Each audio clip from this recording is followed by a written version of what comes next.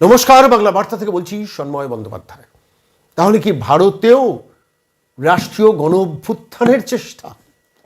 তেমনই পরিকল্পনা। নির্দিষ্ট কিছু তথ্য নিয়ে আজকের এই প্রতিবেদনে এলাম। কিন্তু গতকাল কলকাতার রাজপথ থেকে বামেদের মিছিল এবং সেই বামেদের সঙ্গে উগ্র বামেরা সংযুক্ত হয়েছেন, ককরোচ পার্টি সংযুক্ত হয়েছেন এবং বিভিন্ন জনগোষ্ঠী নানান প্রক্রিয়ায় সংযুক্ত হয়ে পুলিশকে ঠেঙালো, মিডিয়াকে ঠেঙালো এবং তার প্রেক্ষিতে এ রাজ্যের মুখ্যমন্ত্রী কি বক্তব্য রেখেছেন আমি প্রথমেই সংক্ষেপে সেটা শোনাবো এবং তারপর ফিরে আসবো মূল তথ্য নিয়ে, যে তথ্যগুলোতে দেখা যাবে কি সাংঘাতিকভাবে পরিকল্পনা চলছে ভারত রাষ্ট্রে গণ অভ্যুত্থানের।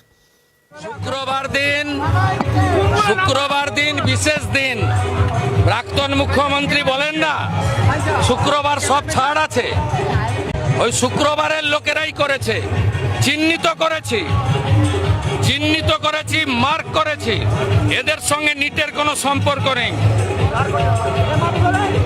আগের প্রাক্তন মুখ্যমন্ত্রী যিনি এখানে হেরেছেন, তিনি বারবার বলেন না শুক্রবার তো ওরা একটু করবে, তাই আজকে সাংবাদিকরা আক্রান্ত হয়েছেন। আমি আপনাকে বলি সব ছাড়ুন, শুক্রবারীরা যারা করেছে চিহ্নিত হয়ে গেছে। কয়েকটা দিন অপেক্ষা করুন, এদের কি করতে হয় আমি জানি। ককরোচ জনতা পার্টির ডাকা সেই রাষ্ট্রীয়ভাবে যে আন্দোলন চলছে দিল্লির মাটিতে, তা ক্রমশ সম্প্রসারিত হচ্ছে সারা ভারতবর্ষের বিভিন্ন শহরে। নিটের পরীক্ষা কেলেঙ্কারি, 152টি প্রশ্নপত্র লিক, সেই নিয়ে প্রচুর হুল্লোড়, প্রচুর তর্ক, বিভিন্নভাবে বিভিন্ন দল সংযুক্ত হয়ে যাচ্ছেন। প্রথমে কংগ্রেস সংযুক্ত হয়নি, কংগ্রেস সংযুক্ত হয়ে গেছেন, তারপর অরবিন্দ কেজরিওয়াল সংযুক্ত হয়ে গেছেন, কলকাতা থেকে মমতা যাচ্ছেন, বামপন্থীরা যাচ্ছেন, একে একে সমস্ত রাজনৈতিক দলগুলো ককরোচ জনতা পার্টির ডাকায় এই মহা মিছিলে বা মহা আন্দোলনে তার সঙ্গে সংযুক্ত হয়ে যাচ্ছেন। এখন প্রশ্নটা হচ্ছে যে এই আন্দোলনটার খবর কি ভারত সরকার ঠিকমতো সংগ্রহ করতে পারেনি? প্রশ্ন উঠছে যে ইন্টেলিজেন্স ফেলিওর কি ভারত সরকারের রয়েছে, যেখানে দাঁড়িয়ে কিভাবে জনমত সংগঠিত হচ্ছে তার কোনো আগাম আন্দাজ ভারতবর্ষের প্রধানমন্ত্রীর দফতরে পৌঁছয়নি বা ভারতবর্ষের স্বরাষ্ট্র দফতরের কাছে পৌঁছয়নি। কেন কিভাবে পুলিশ একতরফা মার খাচ্ছে এবং পাল্টা মার দিতে যাচ্ছে, সেই পরিস্থিতিটাকে আগাম আঁচ করা যায়নি? এই প্রশ্নগুলো উঠছে। আজকের দিনে দাঁড়িয়ে যখন এই বিষয় আপনাদের কাছে প্রতিবেদন পেশ করছি, তখন স্বাভাবিকভাবে প্রশ্ন উঠছে যে কেন্দ্রীয় সরকার যারা পরিচালনা করছেন তাঁরা কেন এত বড় একটা সংগঠিত আন্দোলন সম্বন্ধে আগেও ওয়াকিবহাল হতে পারেননি এবং কেন কি কারণে কোন নির্দিষ্ট কারণে এই পুরো আন্দোলনটাকে মোকাবিলা করার জন্য যে পদ্ধতিগুলো ব্যবহার করা উচিত ছিল সেগুলো করলেন না কেন? 2 পা পিছিয়ে 1 পা এগোতে পারতেন, 1 পা পিছিয়ে 2 পা এগোতে পারতেন, নানান পদ্ধতি ছিল, সেগুলো প্রয়োগ করলেন না কেন? ধর্মেন্দ্র প্রধানকে দিয়ে যদি রিজাইন করিয়ে দেওয়া যেত তাহলে আপাত দৃষ্টিতে এই আন্দোলনটা অনেকটা স্তীমিত হয়ে যেতে পারত। কেউ বলছেন, আমিও বিশ্বাস করি সেটা, কিন্তু সেটাই তো সমস্যা সমাধানের পথ নয়। একটা ভারত রাষ্ট্র, যুক্তরাষ্ট্র যখন চলছে, তখন আগাম কেন খবর পৌঁছচ্ছে না ভারত সরকারের কাছে, এই প্রশ্নটা আমাকে বারবার করে ভাবাচ্ছে। আজকে যখন একটা আন্দোলনে বহু মানুষ সংযুক্ত হয়ে গেছেন, ছাত্ররা যেমন সংযুক্ত হয়ে গেছেন, ডিপ স্টেট তত্ত্বও সামনে চলে এসছে। বাংলাদেশের হাজার হাজার ব্লগার তারা এটা নিয়ে প্রচার শুরু করে দিয়েছে। 480টা সোশ্যাল মিডিয়া হ্যান্ডলার তারা পাকিস্তানের আইডেন্টিফাইড হয়েছেন, যারা ভারতবর্ষের অভ্যন্তরের এই আন্দোলনকে সংগঠিতভাবে সমর্থন করছেন এবং তাদের প্রচার করছে। ডিপ স্টেটের তত্ত্ব সেখান থেকেই আসছে। কাতার থেকে খাবার সরবরাহকারী সংস্থাকে পেমেন্ট করা হচ্ছে এবং বলা হচ্ছে যে যারা আন্দোলনে রয়েছেন প্রত্যেককে ভালো খাবার দেওয়ার ব্যবস্থা করুন। আমি যখন এই প্রতিবেদন পেশ করছি তার আগে আরও একটি রিপোর্ট আমার হাতে এসে পৌঁছল, যেখানে দাঁড়িয়ে 6 ফর জাস্টিস SFJ, যার সংক্ষিপ্ত নাম খালিস্তানপন্থী সংগঠন, খালিস্তান আন্দোলনের মদতদাতা সংগঠন, তার যিনি প্রধান গুরপতওয়ান সিং পানুন, তিনি প্রকাশ্যে ঘোষণা করেছেন $1 মিলিয়ন সাহায্য করছেন এই CFJ-কে, অর্থাৎ CJFP-কে, অর্থাৎ ককরোচ জনতা পার্টির এই আন্দোলনকে সমর্থন করার জন্য এই টাকাটা তিনি প্রকাশ্যে ঘোষণা করেছেন। এখন এই প্রকাশ্য ঘোষণার রিপোর্টটি বেরিয়েছে, ইটিভি ভারত তারা সম্প্রচার করেছে। এত বড় একটা খবর, তারা কি চাইছেন আদতে? তারা যেটা চাইছেন খুব সংক্ষেপে আপনাদের কাছে বলি, যে ভারতেও একটা গণ অভ্যুত্থান হোক, যেভাবে আলজেরিয়ায় 2019-এ এই ধরনের একটা ইউথ মুভমেন্টের ফলে একটা গণ অভ্যুত্থানে সে দেশের রাষ্ট্রপতি পদত্যাগ করতে বাধ্য হয়েছিলেন। মনে রাখবেন সালটা হচ্ছে 2019। পরবর্তীকালে সেই 2019-এই আমরা দেখেছি সুদানেও এইভাবে ইউথ মুভমেন্টের ফলে একটা গণ অভ্যুত্থান হয়েছিল এবং সেখানেও রাষ্ট্রপ্রধানকে পদত্যাগ করতে হয়েছিল। তার পরবর্তীকালে আমরা এই উপমহাদেশে দেখেছি 2022 সালে শ্রীলঙ্কা, সেখানেও গণ অভ্যুত্থান এবং তার নেতৃত্বে ছিলেন যুব সম্প্রদায় এবং শেষ পর্যন্ত রাজপ্রাসাদ মানে রাষ্ট্রপতি ভবন দখল হয়েছিল এবং শেষ পর্যন্ত সেখানে গণ অভ্যুত্থানে সরকারের পরিবর্তন হয়ে গিয়েছিল। সালটা মনে রাখবেন 2022। এবার চলে আসুন 2024 জুলাই আন্দোলন, শেখ হাসিনাকে ভারতে চলে আসতে বাধ্য করা হলো, গণ অভ্যুত্থান হলো, বঙ্গভবন দখল হয়ে গেল এবং সরকারি ব্যবস্থাটার পরিবর্তন হলো, সরকারি ক্ষমতায় নতুনভাবে আরেকটা বিন্যাস তৈরি হলো বাংলাদেশ। 2025 সাল নেপালেও এই গণ অভ্যুত্থান দেখেছে, অর্থাৎ এই উপমহাদেশ শ্রীলঙ্কা, বাংলাদেশ, নেপালে গণ অভ্যুত্থান দেখেছে। তাহলে কি এই ভারতবর্ষের মাটিতেও আরও একটা গণ অভ্যুত্থান দেখার অপেক্ষায় আমরা আছি? মানে অপেক্ষায় আছি বলতে যেসব রাষ্ট্রীয় বিদেশি শক্তি তারা কি সেটাই চেষ্টা করছেন? তা না হলে আপনি ভাবুন যে রিপোর্ট সামনে এসছে সিক্স ফর জাস্টিস SF, যে তারা প্রকাশ্যে অ্যানাউন্স করছেন যে 15ই আগস্ট পর্যন্ত আন্দোলনটাকে টেনে নিয়ে যেতে হবে। 15ই আগস্ট লালকেল্লায় ভারতবর্ষের প্রধানমন্ত্রী নরেন্দ্র মোদী ভাষণ দেবেন, পতাকা উত্তোলন করবেন, অর্থাৎ সেই সময় পর্যন্ত আন্দোলনটাকে টেনে নিয়ে যেতে হবে এবং তাদের শর্ত হচ্ছে reject dialogue with the centre, অর্থাৎ কেন্দ্রের সঙ্গে কোনো রকম ডায়ালগে যাবেন না। কাদের বলছেন? ককরোচ জনতা পার্টিকে। প্রকাশ্যে আসছে মিডিয়াতে এই report, ETV Bharat English team তারা এই খবরটা ব্রেক করেছে। কাতার থেকে যে খাবারের অর্ডার দেওয়া হচ্ছে, রিপাবলিক টিভির অর্ণব গোস্বামী সেটা একদম প্রকাশ্যে নিয়ে এসেছেন এবং পরবর্তীকালে ভিডিও ভাইরাল হয়েছে, বিভিন্ন চ্যানেল সেটা সম্প্রচারও করেছে যে যাদের অর্ডার দেওয়া হচ্ছে তাদের কাতার থেকে অর্ডার দেওয়া হচ্ছে, কিন্তু কাদের ডেলিভারি করতে হবে যখন বলা হচ্ছে তখন বলা হচ্ছে যারা ওখানে আন্দোলন করছেন তাদের খাবারটা দিন। কাতারের ইনভেস্টমেন্ট, ওদিকে খালিস্তানপন্থীদের ইনভেস্টমেন্ট, ওদিকে পাকিস্তানের সোশ্যাল মিডিয়ার প্রচার, ওদিকে বাংলাদেশের সোশ্যাল মিডিয়ার প্রচার।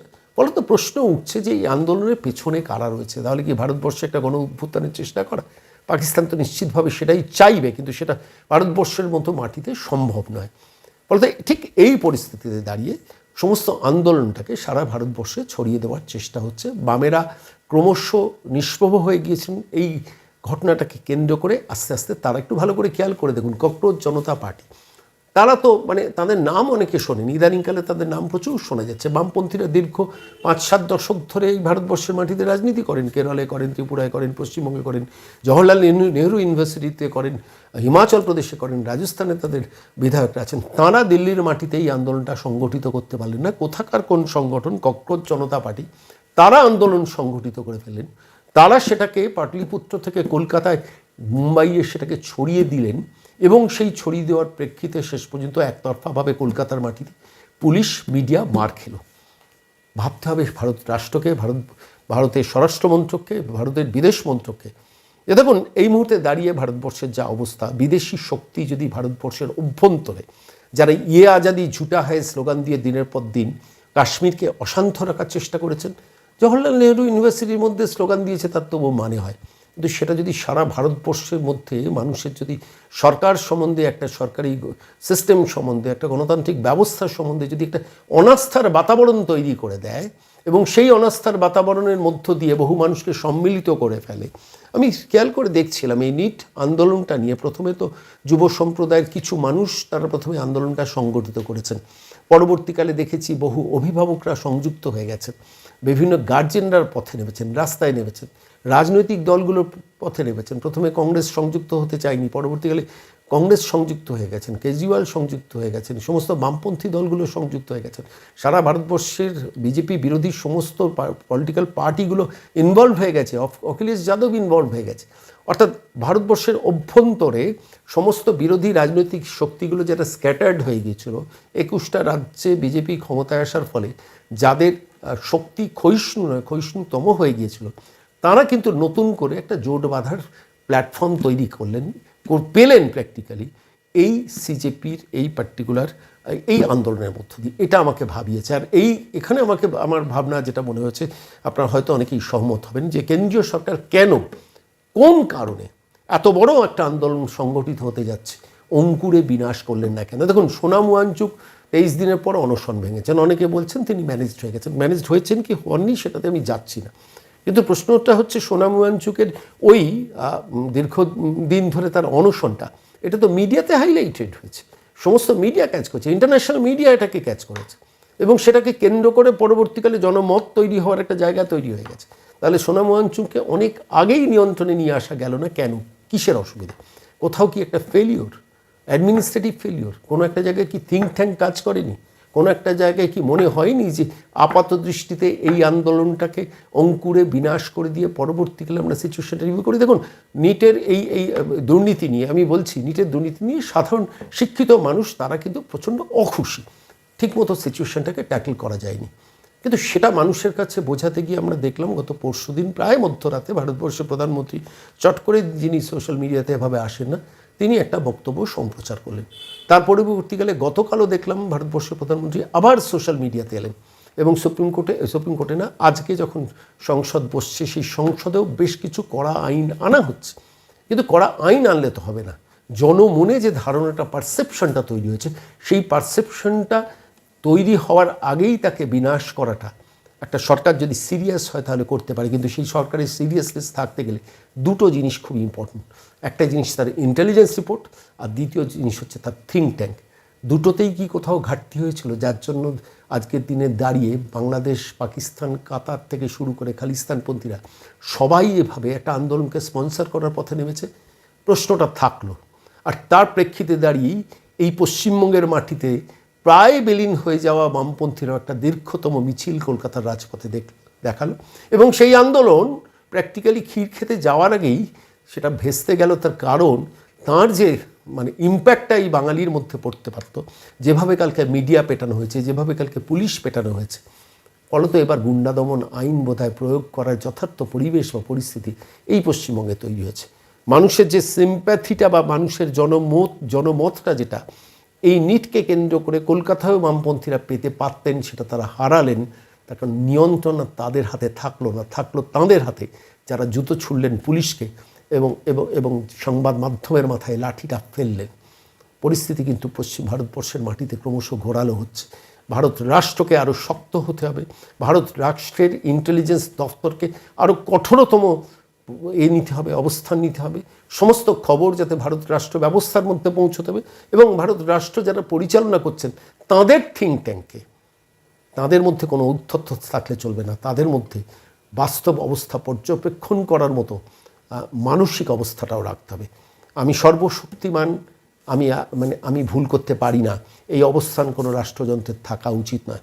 আমার নিজের ব্যক্তিগতভাবে বিশ্বাস এই আন্দোলন একদিন স্তীমিত হয়ে যাবে, কিন্তু যে দুটো প্রশ্ন রেখে যাবে, সে দুটো প্রশ্ন হচ্ছে, ভারত রাষ্ট্রকে দুর্বল করার জন্য বিদেশি শক্তি এতটা স্পেস এবং টাইম পেল কী করে, কেন, কীভাবে?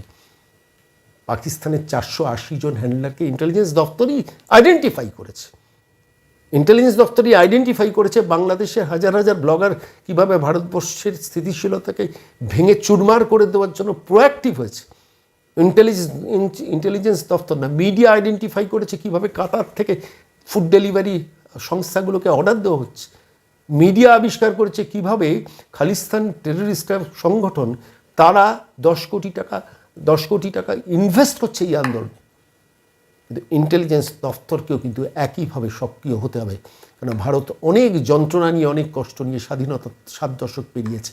ভারত নেপাল হতে পারবে না, ভারত বাংলাদেশ হতে পারবে না, ভারত শ্রীলঙ্কা হতে পারবে না, ভারত আলজেরিয়া হতে পারবে না, ভারত সুদান হতে পারবে না। কিন্তু ভারত যেটা হয়ে আছে, পৃথিবীর বৃহত্তম গণতান্ত্রিক শক্তি, বহু মত নিয়ে, বহু পথ দিয়ে চলা, আলটিমেটলি একটি ভারত রাষ্ট্র, সেই রাষ্ট্রর স্থিতিশীলতা ভাঙতে দেওয়া কোনোভাবেই চলবে না। এটা সবাইকে মনে রাখতে হবে, যারা সরকার চালাচ্ছেন, যারা সরকারকে ইন্টেলিজেন্স দপ্তর থেকে খবর পেশ করছেন তাঁদেরও, এবং অবশ্যই ভারতের বৃহত্তম জনসংখ্যা যেখানে আছে, বৃহত্তর জনসমাবেশ যেখানে আছে, প্রত্যেকটি মানুষকে মনে রাখতে হবে যে তাঁর ছাত্রের জন্য, তাঁর পরিবারের শিক্ষিত যুবকটির স্বার্থ মাথায় রাখতে গিয়ে আমি খালিস্তানি, পাকিস্তানি কিংবা বাংলাদেশিদের হাতে আমাদের ভারত রাষ্ট্রের স্থিতিশীলতাকে তুলে দিতে কিছুতেই পারি না।